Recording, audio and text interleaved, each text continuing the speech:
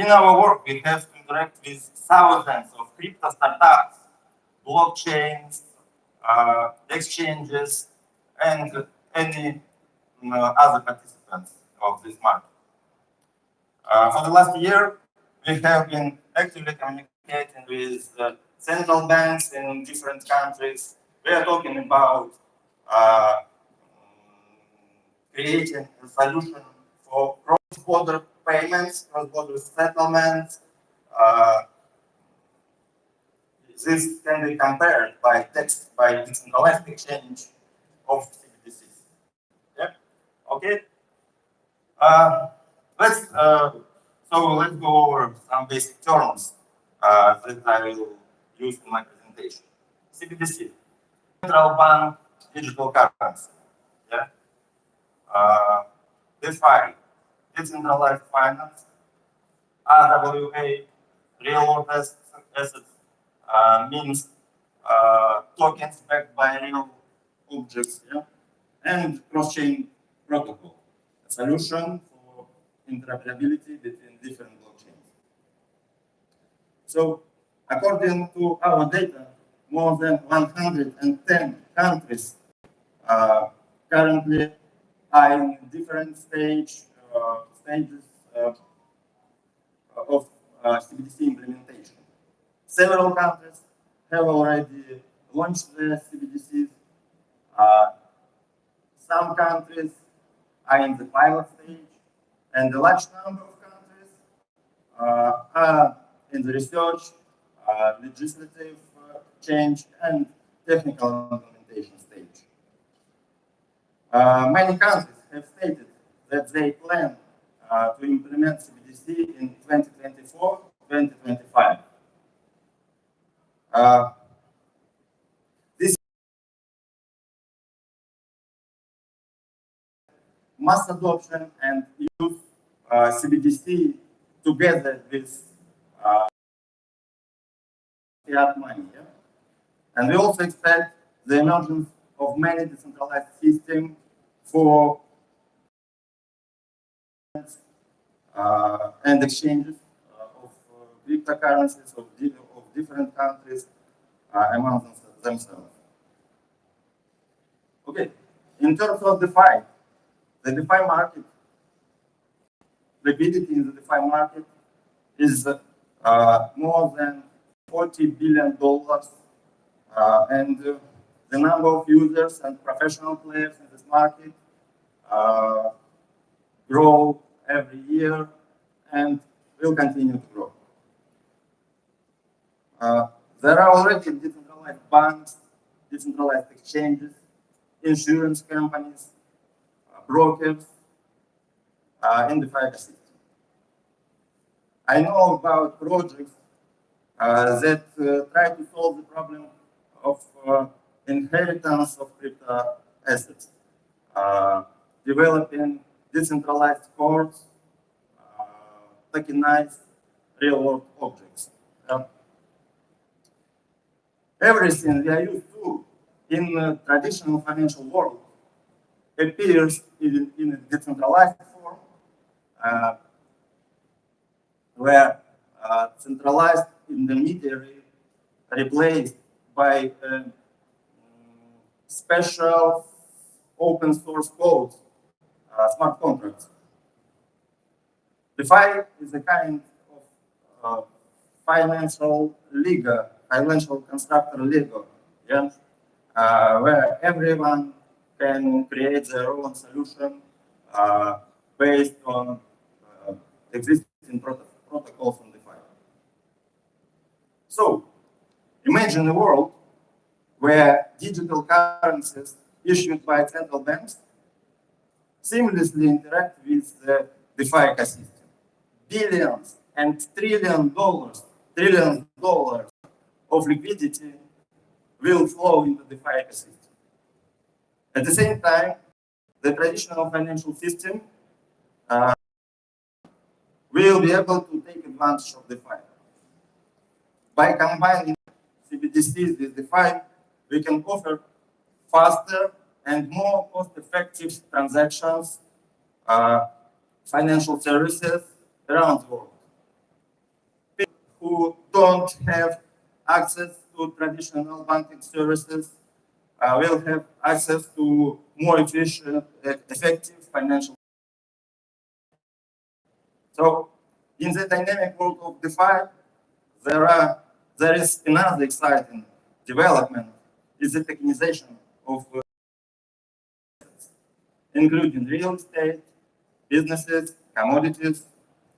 Tokenization represents these assets as a digital tokens on blockchain and dividing ownership into smaller shares and increasing investment accessibility.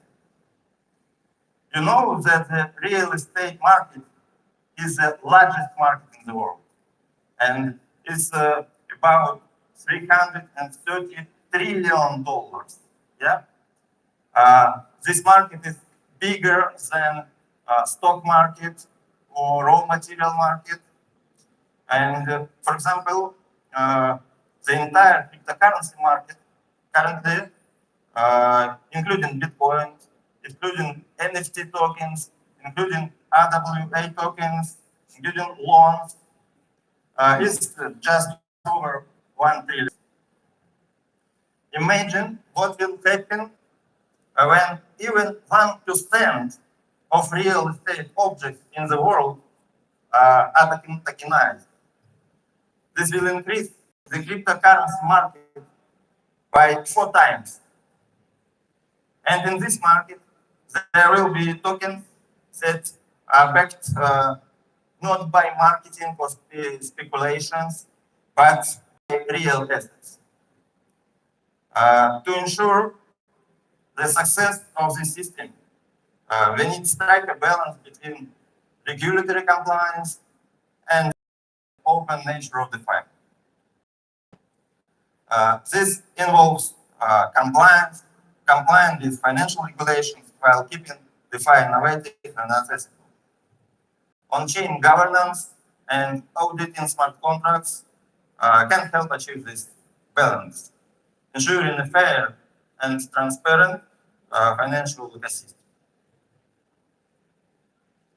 But let's now look at the challenges along the way. According to DeFi Llama, an analytics service, there are more than 200 public blockchains. In my opinion, less than 50 of them is alive.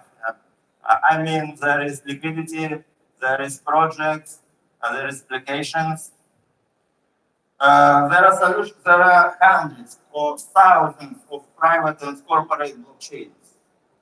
There are solutions for creating your own private blockchains, like Hyperledger, Fabric, Corda, and so on. For example, Nigeria launched the CBDC using by Hyperledger Fabric. About 3 weeks ago, the central bank of Italy has chosen Polygon blockchain for the DeFi ecosystem. I know that Polygon blockchain team based in India definitely is a really big player in this market. So there are a huge number of private and corporate and public blockchains in the world. To achieve the integration between CBDC and DeFi, we have to develop interoperability protocols. Through interoperable bridges, CBDC can be tokenized and represented on various blockchains, enabling interaction with DeFi applications.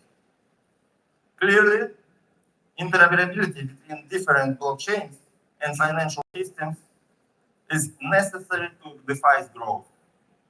Cross-chain bridges and wrapped assets facilitate seamless asset transfers, contributing to a cohesive financial ecosystem. security is a paramount both in traditional financial and DeFi. In DeFi, smart contracts play a crucial role in automating operation. However, if not properly secured, they can be vulnerable to exploit and hacks. To protect users' funds and personal information, personal data, conducting security audits, implementing bug bounties, and testing smart contracts are crucial. As we look forward, we expect exciting collaboration between traditional financial institutions and DeFi projects, leading to innovative solutions that combine the strengths of both of this world. Yeah? Ultimately benefiting users with improved financial services. Could partner with DeFi platforms to offer efficient and more cost-effective transactions, remittance services, and DeFi projects could gain access to liquidity of traditional financial markets. Through the integration of CBDC, DeFi, and real-world assets, we can improve financial accessibility for the unbanked populations. DeFi services coupled with CBDCs provide the necessary financial tool like lending and borrowing protocol to those who currently do not have access to traditional financial services. Successful use cases of real-world assets tokenization in DeFi, such as tokenized real estate and commodities, enable more people to invest and trade in traditionally exclusive markets, promoting financial inclusivity. In conclusion, the synergy between CBDCs, DeFi, and real-world assets has huge potential to transform the financial landscape. We have solutions for all of these topics. We have cross-chain protocols. We have solutions for CBDCs in our portfolio, and we have projects that make it possible to tokenize real assets, for example, real estate. Okay, I look forward to talk to you at our exhibition stand called DigiU. Thank you for your time and attention. Thank you so much.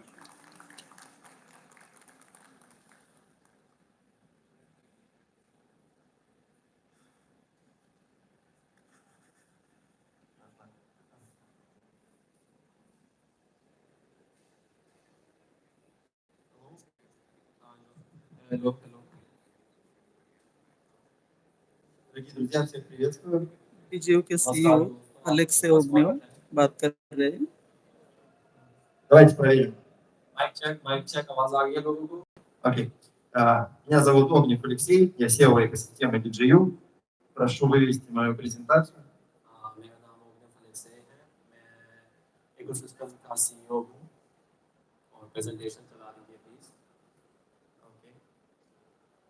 Скажу пару слов о себе. Let me say some words about myself. Я основатель IT-компании, генеральный директор и сооснователь венчурного фонда. I'm the CEO of the company, of the IT company, and I'm also the CEO of the venture fund that we have. И мое выступление будет о будущем. And my performance will be related to the future. О будущем, да, которое на самом деле уже очень близко и которое касается, возможно, каждого из нас. To talk about the future that is very close to us and maybe it's already there in our lives. Мы поговорим о будущем банкинга и международной торговли. We will talk about the future of banking and international trading. И сделаем это на примере первого банка, РБА банка, Real World Asset Bank. And we will talk about it and give an example of the first real world asset bank. Предыдущий спикер, Александр, рассказал нам о возможном будущем финансов. The previous speaker, Alexander, he talked about the possible future of finances. И я хочу углубиться в эту тему и задать вопрос. And I want to go deeper in this topic and ask you a question. А что будет, если вот эти активы реального мира, да, о которых говорил Александр в своем выступлении, действительно станут легальной формой собственности? What if these real-world assets that he talked about would really become the legal form of tangible assets? Что если это произойдет на законодательном уровне и внедрится в большинстве стран мира? What if it will become there? It will be there in a lot of countries on a legislative level. Что в этом случае мы можем увидеть? What would we see? Окей. И я задался этим вопросом и начал исследовать. And I asked this question to myself and I started the research. Каждый раз в истории человечества, когда появлялся новый вид собственности, появлялась структура, да, которая этим видом собственности управляет. In the history of humanity, whenever the new assets were introduced, there were structures that were controlling those assets. В Древней Греции, в Древнем Риме, да, те, кто выдает займы, те, кто управляет активами. In older age, there were always those people who used to give out the credits and those people who used to take loans from them. И как только появлялась новая форма какого-либо актива, банковская деятельность, о которой я говорю, она эволюционировала, очевидно. And whenever there were new assets, for example, the banks, they used to evolve. Да. И я задался вопросом, а как скоро мы увидим появление первого РБА банка, если вот эти активы станут полностью легальными? I asked myself a question: when would the first RWA bank be launched if these assets would really be legal? Ну и по нашему мнению, это произойдет достаточно скоро. Как минимум первые банки начнут появляться в ближайшее время. And in our opinion, these banks will come really quick, really fast, and in near future we will see the first banks like this. И, естественно, они будут действовать в каком-то таком сером поле, да, то есть не все будет так легально, как, в принципе, вся криптоиндустрия сейчас. And obviously there would be a place for the black market as well. Not everything would be legal like the crypto industry in general. Но давайте представим, что в какой-то момент, может быть, в следующем году вы сможете взять свой криптокредит или криптоипотеку в первом банке. But let's imagine that in near future, let's after 1 year, you will be able to take your first credit or your first loan in the first RWA bank. Потратить его на покупку токенизированной недвижимости или любого токенизированного актива. Давайте поговорим о недвижимости. You will be able to buy tokenized assets using that. Let's talk about tokenized real estate. А банк сможет абсолютно легально взять эти активы в залог, да, и использовать своей капитализацией, своей ликвидностью. And the bank would be able to legally take those assets as deposits. Как быстро банк поступит, да, большое количество liquidity провайдеров? Я думаю, очень быстро. How quickly would the bank receive a lot of liquidity providers? I think very quickly. И мы в целом можем уже в ближайший год-два увидеть появление таких банков и возможность полноценно осуществлять там покупку недвижимости и других активов с помощью кредитных средств. And very soon we would be able to see such banks and we would be able to buy properties using such kind of assets. И остается еще один важный момент, да, как этому банку, да, который все еще работает в криптоиндустрии, перейти в легальное, полностью легальное поле. And then there's another question: how such a bank that works with cryptocurrency should be totally legalized? Как ему действительно, да, повлиять на будущее банкинга и международной торговли, да, о теме моего выступления. How to really influence the future of the banking? Ну, в этот пазл, да, нужно добавить CBDC, да, просто национальные криптовалюты. We just have to add CBDCs to this puzzle to make this a clear picture. И что мы здесь видим? Что мы видим на этом слайде? And what do we see here? Мы видим банк, да, о котором я уже рассказывал, который использует криптовалюты, залог, да, берет активы токенизированные. We see a bank who already uses cryptocurrencies like the ones that we have on the left side and takes the real world assets as deposits. И мы видим появление и внедрение национальных криптовалют, которые уже сейчас происходят. And then we see that CBDCs are added to this system. Как вы думаете, сможет ли такой банк использовать и те активы, и эти? What do you think? Will the bank be able to use both the assets? При условии, что все это будет законно и, ну, собственно, поддерживаться даже на уровне государства. Given that all of this would be legalized and it would be supported by the government states. И вот в таком случае мы можем увидеть действительно будущее банка. And in this scenario, we would really be able to see the future of the banking, Который открывает для простого пользователя, либо для организации, либо для государств новые возможности. which opens new opportunities for different individuals and for big organizations. Вы сможете спокойно приобретать токенизированную недвижимость, You would be able to buy tokenized real estates. брать кредиты You would be able to take loans на покупку автомобилей, ну, любых других активов, которые также могут быть токенизированы. for, let's say, buying a car and other assets which would also be tokenized. Вы сможете использовать свои, вы сможете быть поставщиком ликвидности в этот банк, размещать вклады. То есть банки, очевидно, будут привлекать вклады. You would be able to become the liquidity providers for the bank. Банки будут привлекать вклады. The banks would take deposits.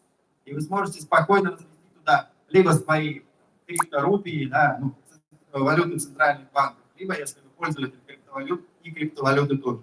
You would be able to deposit your CBDCs, let's say digital INR, or you would be able to deposit cryptocurrency. И ну, вот такое будущее банкинга и международной торговли, да, и как следствие всех других сфер, ну, мы видим. This kind of future for the international trading and other fields related to banking is what we see.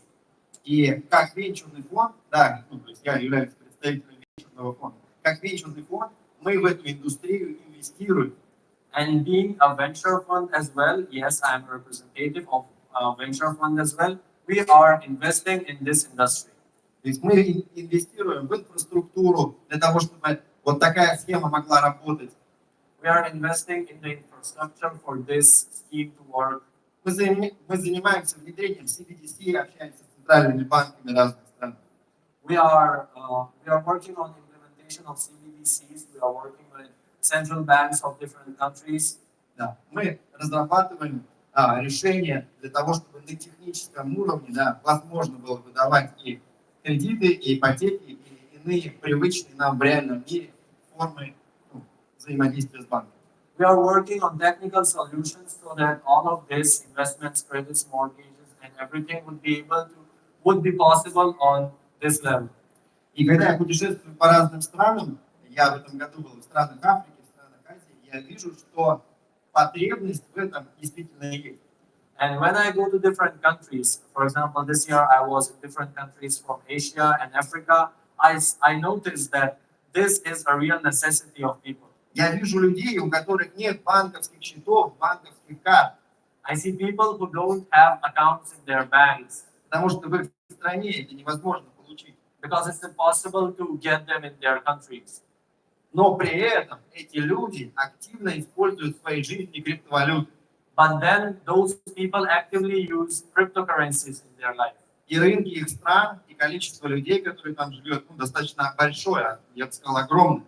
And the markets of those countries and the amount of people who are there are enormous. И я думаю, что вот эта эволюция банковского сектора, международной торговли, внедрение вот этих всех криптовещей в банковскую сферу начнется как раз из таких стран. And I think that this evolution of the banking sector, all of this implementation of these instruments would start from those countries. Она не начнется с привычных нам Европы, может быть, Соединенных Штатов Америки. Она начнется с тех стран, где действительно есть эта потребность. Do not start from the European. We would start from those countries which have the necessity for this. И в экономику этих стран мы тоже инвестируем. And we are investing in the economy of these countries. Благодарю вас за то, что слушали, благодарю вас за то, что были внимательны. Большое вам спасибо. Thank you all for your attention. We are really glad to be part of this, and we have a stall, the DigiU stall outside. If you want to see us, if you want to talk to us, you can come and we will be there to entertain you. Thank you. My God, right on time. Actually, we've got 30 seconds. Thank you so much. Ladies and gentlemen, give a big round of applause for all our speakers. And with this, we come to the end of Not to Fear Day 1.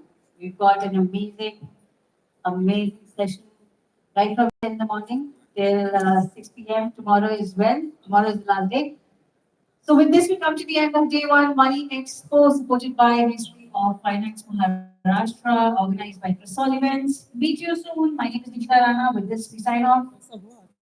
Have a great evening and kindly be there on time at 10 in the morning tomorrow. Thank you.